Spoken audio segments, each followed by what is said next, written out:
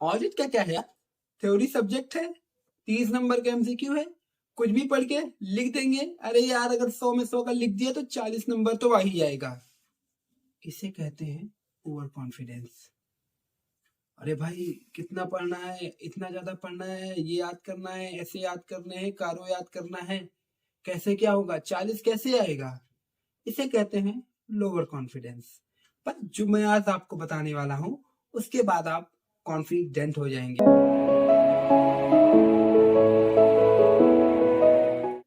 जी हाँ दोस्तों, मैं शुभम तिवारी आप सभी का स्वागत करता हूं अपने चैनल सुनर सीएस पर। और आज मैं आपको बताने वाला हूं कि ऑडिट में अच्छे नंबर कैसे लाए। मैंने अपना अभी दिसंबर 23 का एग्जाम दिया था, जैसा आप सबको पता होगा। उसमें मेरी ऑडिट में एग्जामेशन आई थी और मैंने अपनी पढ़ाई के टाइम ऑडिट की कौन सी एक बेहतरीन स्ट्रेटजी को फॉलो किया था, वो स्ट्रेटजी मैं आपके साथ शेयर करने वाला हूँ।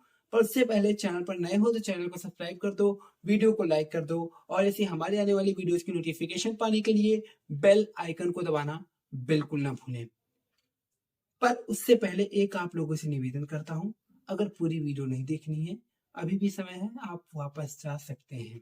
क्योंकि अगर आप आधा ज्ञान लेकर गए तो सच बता रहा हूँ ये आपके लिए भी नुकसानदायक होगा और मेरे लिए भी नुकसानदायक होगा।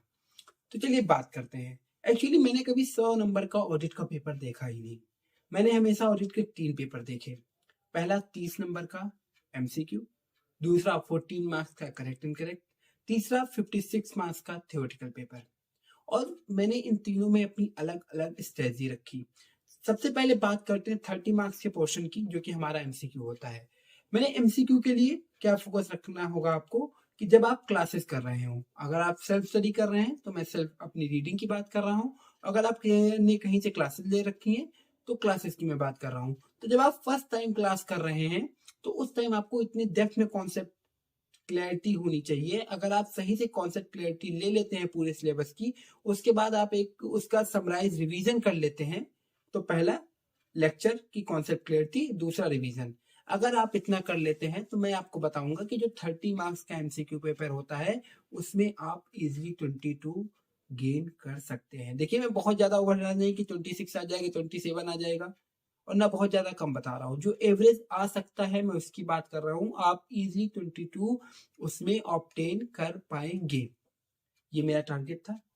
उसके बाद में अब बात करते हैं 14 मार्क्स के करेक्ट इनकरेक्ट की। देखिए 14 मार्क्स का इनकरेक्ट कहीं ना कहीं ये भी आपका जो एमसीक्यू है उसी पे बेस होता है। यानी कि जब आप सेल्फ स्टडी कर रहे हो या फिर जब आप क्लास ले रहे हो, आपकी जितनी कॉन्सेप्ट क्लैरिटी होगी उतना आपका यहाँ पे काम आने वाला है करेक्ट इनकरेक्ट में। लेकिन लेकिन लेकिन इस पे मैंने फोकस बनाने के लिए क्या किया था, थोड़ा और ज्यादा मेहनत करने के लिए मैंने अप्रोक्स 5 से 6 अटेम्प्ट के करेक्ट इनकरेक्ट आरटीपी, एमटीपी और पीवाईक्यू के जितने भी थे, अप्रोक्स 250 से 300 थे एक पीडीएफ में, मैंने उन सबको प्रैक्टिस कर लिया था अलग से।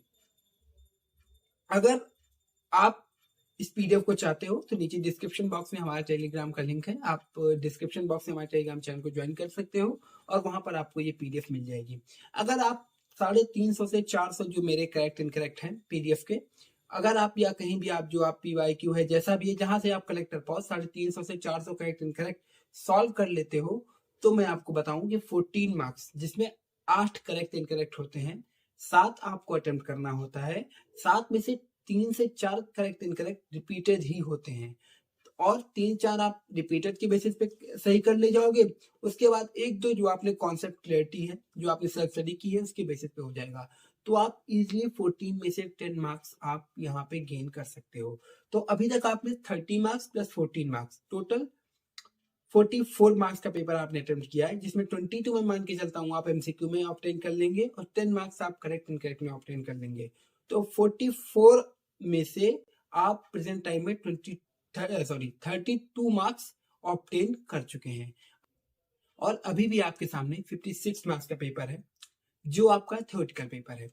अब उसके लिए मैंने क्या किया था, मैंने 4 से 5 ऐसे चैप्टर चूज कर लिए थे जिनका वेटेज 25 to 30 मार्क्स होता है। आपके रेफरेंस के लिए मैं बता दूं, फाइनेंशियल स्टेटमेंट, ऑडिटर्स रिपोर्ट, कारो, बैंक ऑडिट और ऐसे जो होते हैं कुछ डॉक्यूमेंटेशन वाला चैप्टर, ये 4 से 5 चैप्टर हैं जिनका 56 में से मैं बात कर रहा हूँ जो थ्योरेटिकल पेपर होता है, उसमें इस पूरे पोर्शन का अप्रॉक्स 25 to 30 मार्क्स का कवरेज होता है। और मैंने इन चारों चैप्टर्स को जितने भी मैंने चैप्टर्स चूज किए थे इनको प्रायोरिटी में रखा था। इनका कम से कम 3 से 4 रिवीजन किया था, जिससे इसको बहुत अच्छी तरीके से रट लूं आईसीआई मॉड्यूल से। क्योंकि आईसीआई नंबर तभी देगा जब उसको मॉड्यूल की चीजें दिखेगी।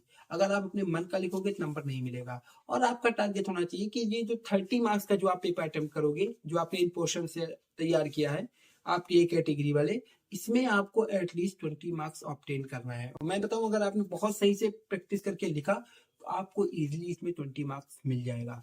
अभी भी आपके सामने 26 मार्क्स का प्रैक्टिकल पेपर बाकी है जिसको आपको लिखना है। उस 26 मार्क्स में जो आपने अगर पढ़ाई की है उसके बेसिस में मैं बता रहा हूँ, अगर आपने इस 26 मार्क्स के पेपर को अटेम्प्ट कर दिया तो कितना भी कम देगा, 8 से 10 नंबर तो उसमें भी आपको मिल ही जाएंगे। और अब आप टोटल करेंगे तो आपका पहला 22 मार्क्स का एमसीक्यू में, फिर 10 मार्क्स आपके करेक्ट एंड करेक्ट में, 32 मार्क्स। उसके बाद 20 मार्क्स आपने जो पोर्शन बहुत अच्छे से तैयार किया था वहां से, और ये आपका हो गया 52 मार्क्स।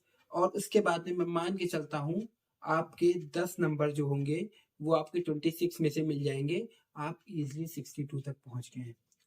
चलिए ठीक है, ये तो मैंने बता दिया क्या हो सकता है। अब मैं बताऊं इस पे रेल मेरे साथ हुआ क्या। ये जो बताया मैंने कि मेरी थिंकिंग थी, अब इसमें मेरे साथ हुआ क्या, अगर आप लोग चाहें तो सर्टिफाइड कॉपी मेरे टेलीग्राम चैनल पे है, वहां पे जाके देख भी सकते हैं। अभी मैं सिर्फ आपको सिर्फ बताने वाला हूँ। मेरे करेक्ट एमसीक्यू में 30 में से 22 मार्क्स तो नहीं, लेकिन 21 मार्क्स जरूर आए थे। उसके बाद में बात करें अगर करेक्ट इनकरेक्ट की, तो उसमें मेरे 14 में से 10 मार्क्स नहीं आए थे, बल्कि 14 में से सिर्फ 5 मार्क्स आए थे। लेकिन अगर बात करें थियोरेटिकल पेपर की, तो उसमें मेरे 56 में से 30 मार्क्स आए थे। टोटल मेरा जो मार्क्स आया था वो मेरा आया था 56 मार्क्स आया था। 5 मार्क्स की ग्रेसिंग सबको मिली थी, क्योंकि एमसीक्यू के 1-2 क्वेश्चंस गलत आए थे। पूरी नहीं, जैसा आप सोच के जा रहे हो वैसा ही हो, लेकिन इतना आप समझिए कि अगर आपका एमसीक्यू से कहीं नंबर कम हो रहा है तो हो सकता है आपका थियोरेटिकल में बढ़ जाए, थियोरेटिकल में कम हो रहा है हो सकता है करेक्ट एंड करेक्ट में बढ़ जाए। ये अप डाउन होगा। लेकिन अगर आप एग्रीगेट जो देखेंगे वो तीनों पोर्शन का आप इजिली 50 प्लस स्कोर कर पाएंगे। आई होप आपको स्ट्रेटजी पसंद आई है। अगर सच में पसंद आई है तो प्लीज वीडियो को लाइक करना बिल्कुल न भूलना। वीडियो में आखिर तक बने रहने के लिए बहुत बहुत धन्यवाद।